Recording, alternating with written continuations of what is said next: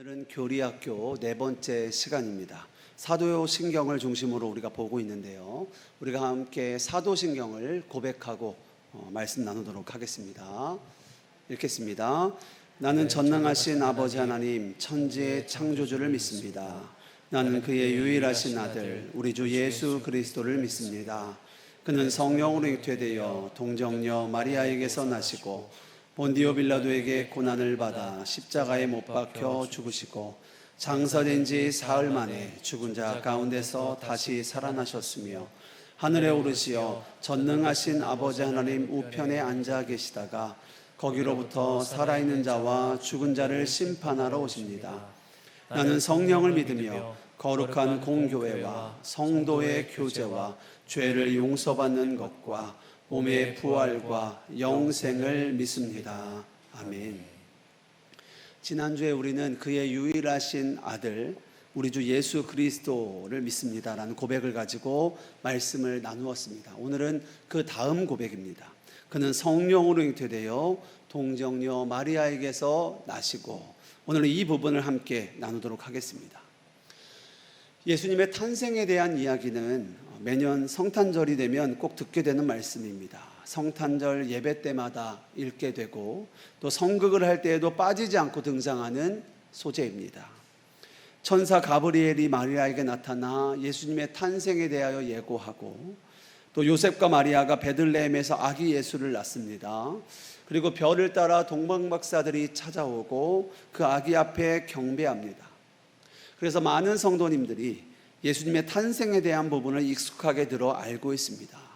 어쩌면 너무 익숙해서 이제는 더 이상 새롭게 들리지 않을 정도죠.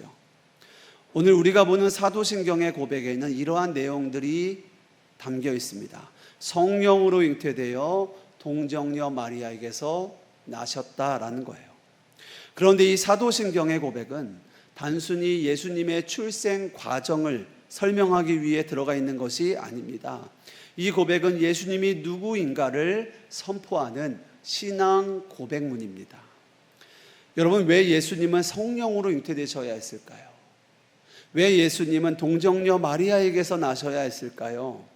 그리고 왜 교회는 2000년 동안 성령으로 잉태되어 동정녀 마리아에게서 나신 예수님을 고백했을까요? 이 질문들은 지금도 그렇지만 초대교회 당시에도 매우 중요했습니다. 왜냐하면 초대교회에는 예수님이 하나님이 아니라 훌륭한 인간이다 라고 말하는 주장도 있었고요.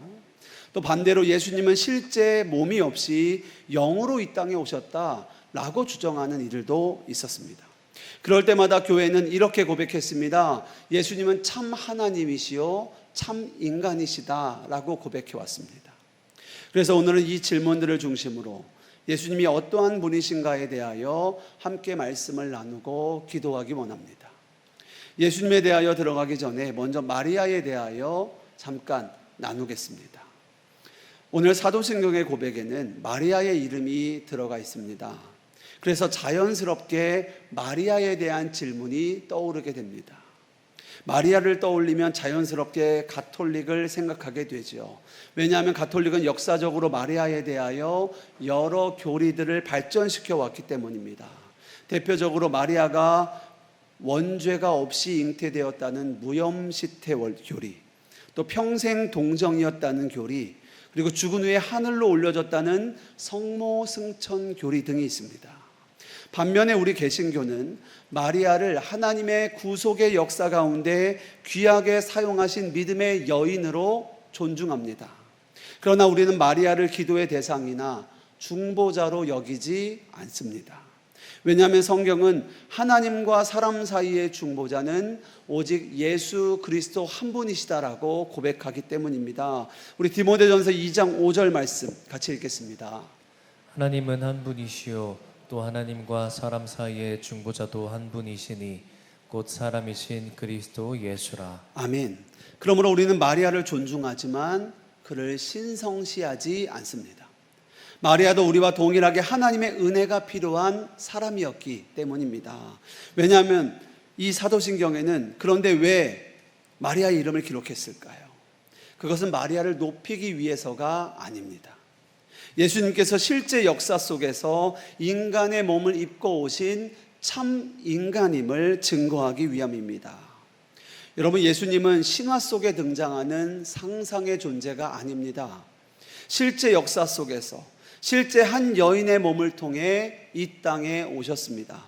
이것이 성육신입니다. 성육신이라는 것은 본래 태초부터 계셨던 하나님, 영원 전부터 계셨던 하나님, 그 성부와 함께 계셨던 성자 하나님께서 성령 하나님으로 인해 인간의 몸으로 이 땅에 오신 사건이 바로 성육신입니다. 요한복음은 그래서 이렇게 증가합니다. 말씀이 육신이 되어 이 땅에 오셨다라는 거예요. 이것은 인간의 이성으로 다 이해할 수 없는 신비입니다. 창조주께서 피조물의 세계 안으로 들어오신 거예요. 무한하신 하나님이 유한한 인간의 몸을 입으신 사건입니다. 이것이 성육신의 신비입니다. 그런데 이 놀라운 성육신 사건이 어떻게 이루어집니까? 사도신경은 성령으로 잉태되어 동정녀 마리아에게서 나셨다라고 고백하고 있는 겁니다. 어떠십니까? 여러분은 예수님이 동정녀 마리아에게서 나셨다라고 믿으십니까? 오늘날 많은 사람들이 이것을 믿음으로 받아들이기 어려워합니다. 인간 예수는 인정합니다. 그는 좋은 선생이라고, 4대 성인 중에 하나라고 말합니다. 그러나 거기까지입니다. 역사적 예수는 믿습니다. 그러나 하나님이신 예수님은 믿지 못합니다. 예수님이 하나님이심을 인정하지 못합니다. 그러나 우리 그리스도인들은 이렇게 고백합니다. 우리는 참 하나님이 이 땅에 참 인간으로 오셨다라고 믿음으로 고백합니다. 그 믿음의 출발이 바로 동정녀 마리아를 통한 탄생입니다. 이것은 신화가 아닙니다. 그리고 이것은 단순히 놀라운 기적을 말하려 하는 것도 아닙니다. 예수님이 누구이신가를 드러내는 정말 중요한 진리요 선포인 거죠. 왜 그렇습니까? 만일 예수님이 요셉과 마리아 사이에서 태어난 평범한 인간이었다면 예수님도 우리와 동일하게 죄 가운데 태어난 한 사람에 불과했을 겁니다. 죄인이 다른 죄인을 구원할 수 없습니다. 물에 빠진 사람이 다른 물에 빠진 사람을 건져낼 수 없는 겁니다. 그러나 예수님은 성령으로 잉태되셨습니다. 예수님은 참 인간으로 오셨지만 죄가 없는 부분으로 이 땅에 오셨습니다. 그래서 예수님은 우리의 모든 죄를 대신 지실 수 있는 유일한 구원자가 되실 수 있는 겁니다. 히브리서 4장 15절 말씀 우리 같이 읽겠습니다. 우리에게 있는 대제사장은 우리의 연약함을 동정하지 못하실 이가 아니요 모든 일에 우리와 똑같이 시험을 받으신 이로되 죄는 없으시니라. 아멘. 예수님은 참 인간이셨기에 우리의 연약함을 아십니다. 배고픔도 아시고 눈물도 아시고 고통도 아십니다. 그러나 동시에 예수님은 죄가 없으신 하나님의 아들이시기에 우리의 모든 죄를 대신 지실 수 있는 구원자이심을 믿습니다. 그렇습니다. 예수님이 하나님이 아니시면 우리를 구원하실 수 없습니다. 예수님이 인간이 아니시면 우리를 대신할 수도 없습니다. 그래서 교회는 오랫동안 이렇게 고백했습니다. 예수님은 참 하나님이시며 동시에 참 인간이십니다. 이렇게 고백해 온 겁니다. 그리고 이 진리가 사도신경의 고백 속에 이렇게 담깁니다. 성령으로 잉태되어 동정녀 마리아에게서 나셨다라고 말입니다. 그런데 여러분, 사실 성령으로 잉태되었다, 동정녀 마리아에게서 났다라는 말은요, 인간의 이성으로는 이해하기란 불가능한 일입니다. 어떻게 처녀가 아이를 낳을 수 있습니까? 어떻게 하나님께서 인간의 몸을 입고 이 땅에 오실 수 있습니까? 우리의 상식과 경험으로는 설명할 수 없는 일입니다. 그리고 이 지점이 수많은 사람들이 믿음으로 나오지 못하는 하나의 장벽처럼 됩니다. 그러나 기억하십시오. 기독교는 이성을 넘어 하나님의 하나님 되심을 신뢰하는 믿음의 신앙입니다. 기독교는 맹목적인 종교가 아닙니다. 하나님은 우리에게 생각할 수 있는 이성을 주셨습니다. 그리고 우리는 하나님이 주신 이성으로 생각하고 판단합니다. 그러나 하나님은 우리의 인간의 이성 안에 갇히시는 분이 아닙니다. 만약 하나님이 우리의 머리로 다 이해될 수 있는 분이라면 그분은 하나님이 아니라 인간이 만들어낸 우상에 불과할 것입니다. 여러분, 우리가 믿는 하나님은 인간의 이해를 초월하시는 하나님이십니다. 천지 창조를 생각해 보십시오. 아무것도 없는 무에서 유를 창조하셨습니다. 우리는 홍해를 가르신 하나님을 믿습니다. 오병이어로 5,000명을 먹이신 하나님을 믿습니다. 죽은 나사로를 살리신 하나님을 믿습니다. 물을 포도주로 바꾸신 하나님을 믿습니다. 예수님을 죽음에서 부활하게 하신 하나님을 믿습니다. 그리고 장차 우리의 몸도 예수님처럼 부활할 것을 우리는 믿습니다. 이 모든 것은 인간의 이성으로는 설명할 수 없는 일들입니다. 그러나 우리는 이것이 하나님의 말씀이기에 믿는 줄 믿습니다. 히브리서 11장 1절 말씀 우리 같이 읽겠습니다. 믿음은 바라는 것들의 실상이요 보이지 않는 것들의 증거니. 아멘. 그렇습니다. 믿음은 모든 것을 다 이해한 후에 갖게 되는 것이 아닙니다. 믿음은 하나님의 말씀이기에 우리가 받아들여서 그것이 믿음인 것입니다. 그리고 믿음은 하나님이 우리에게 주시는 선물과 같은 거죠. 여러분, 오늘 마리아가 바로 그런 믿음의 사람이었습니다. 여러분, 한번 생각해 보십시오. 마리아가 천사의 말을 들었을 때 모든 것이 이해가 되었겠습니까? 자신은 남자를 알지 못하는 처녀입니다. 지금까지 처녀가 아이를 갖게 된다는 것은 들어본 적도 본 적도 없습니다. 마리아의 처음 반응은 이랬습니다. 어찌 이 일이 있겠습니까? 라는 반응이었어요. 이것이 마리아의 첫 번째 반응입니다. 지금 마리아는 약혼은 했지만 아직 결혼하지 않았습니다. 이 사실이 알려지면 수많은 사람들의 오해와 비난을 감당해야만 했습니다. 앞으로 어떤 일이 벌어질지 알 수도 없습니다. 그때 천사가 말합니다. 성령이 내게 임하고 지극히 높으신 이의 능력이 너를 덮으실 거라는 거예요. 그리고 마리아는 이렇게 고백합니다. 누가복음 1장 38절 말씀 같이 읽겠습니다. 마리아가 이르되 주의 여종이오니 말씀대로 내게 이루어지이다 하매 천사가 떠나가니라. 아멘. 여러분, 이것이 믿음입니다. 믿음은 이해되지 않아도 하나님의 말씀이기에 받아들이고 신뢰함으로 순종하는 것입니다. 마리아의 순종은 죽음을 각오한 순종이었습니다. 하나님의 뜻을 다 이해해서가 아닙니다. 앞으로 무슨 일이 일어날지 다 알았기 때문도 아닙니다. 하나님의 말씀이기에 신뢰함으로 순종한 것입니다. 그리고 이것은 마리아의 남편 요셉도 마찬가지입니다. 약혼녀의 임신 사실을 알게 되었을 때 그는 조용히 파혼하려 했습니다. 그러나 그의 꿈에 현몽한 천사의 말을 듣고 그대로 순종합니다. 마리아를 아내로 맞아들이고 하나님께서 명하신 대로 그 아이의 이름을 예수라 이름합니다. 여러분, 이것이 믿음입니다.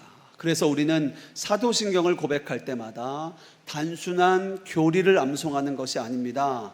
우리가 교리 학교 첫 번째 시간에 나누었던 것처럼 나는 믿습니다. 그 믿음을 선포하고 하나님의 하나님 되심을 믿음으로 받아들이는 것입니다. 생각해 보십시오. 우리가 천지를 창조하신 하나님을 믿는다면, 죽은 자를 살리신 나사로, 죽은 자를 살리신 하나님을 믿는다면, 홍해를 가르시는 하나님을 믿는다면, 물이 포도주가 되게 하신 하나님을 믿는다면, 보리떡 5개와 물고기 2마리로 5,000명을 먹이시고 12광주리를 남게 하신 그 하나님을 믿는다면, 하나님은 능히 동정녀에게서 예수님을 태어나게 하실 수 있는 능력의 하나님이심을 믿을 수 있는 줄 믿습니다. 왜 그렇습니까? 그는 하나님이시기 때문이에요.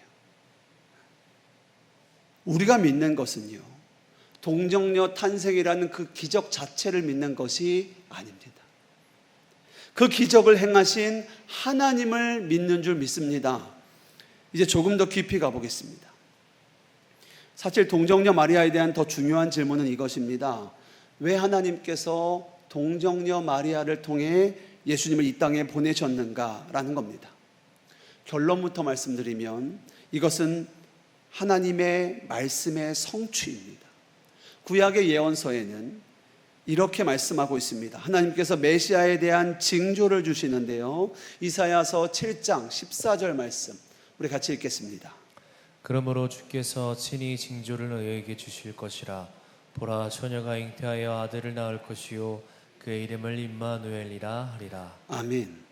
여러분, 처녀가 잉태하여 아들을 낳을 것이라 이미 구약에 예언하십니다. 그리고 오늘 본문 마태복음 1장 23절에 바로 그 약속의 성취가 동정녀 마리아를 통한 예수님의 탄생이라 증거하는 겁니다. 그래서 구약에 능통하였던 바리새인 중에 바리새인이었던 사도 바울은 이렇게 고백합니다. 갈라디아서 4장 4절입니다. 읽겠습니다. 때가 참에 하나님이 그 아들을 보내사 여자에게서 나게 하시고 율법 아래에 나게 하신 것은. 아멘. 자, 그런데 더 놀라운 것은요, 이 메시아에 대한 약속은 이사야 시대의 그 훨씬 이전부터 우리에게 주어진 구원의 약속이라는 겁니다. 이것을 원복음이라고도 하는데요, 인류가 죄를 짓고 에덴 동산에서 쫓겨났을 때 하나님께서는 뱀을 향하여 이렇게 말씀하십니다. 창세기 3장 15절 같이 읽겠습니다. 내가 너로 여자와 원수가 되게 하고 내 후손도 여자의 후손과 원수가 되게 하리니 여자의 후손은 내 머리를 상하게 할 것이요 너는 그의 발꿈치를 상하게 할 것이니라 하시고. 아멘. 여러분, 여기서 중요한 표현이요, 여자의 후손이라는 표현입니다. 보통 성경은 누군가의 후손을 말할 때 아버지를 기준으로 설명합니다. 그런데 여기서는 특별하게 여자의 후손이라고 말하고 있어요. 왜 그렇습니까? 하나님께서는 이미 창세기에서부터 장차 동정녀를 통해 여자의 후손으로 오실 누구를 말씀하고 있는 겁니까? 여자의 후손 예수 그리스도를 말씀하고 계시는 거예요. 여러분, 인류의 타락은 인간의 불순종으로부터 시작했습니다.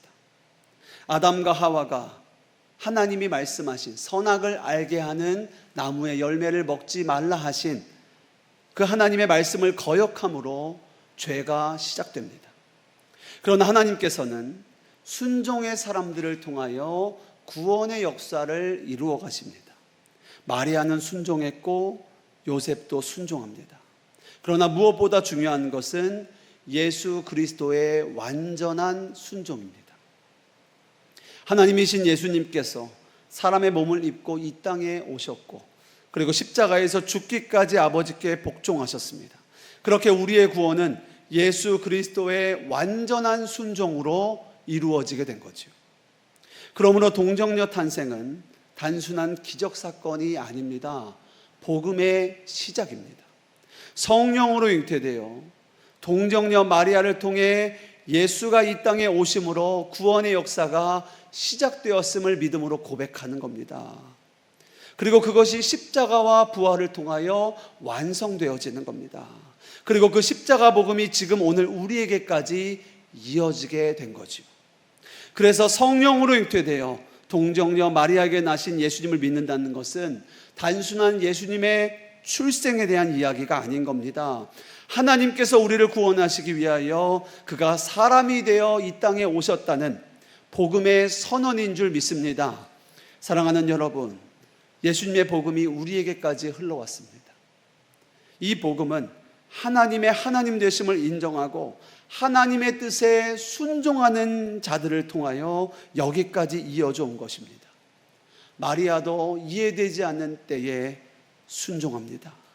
요셉도 자신의 계획 내려놓고 순종합니다. 그리고 무엇보다 예수님께서 십자가에서 죽기까지 하나님의 뜻에 완전히 순종하십니다. 이제 우리의 차례입니다.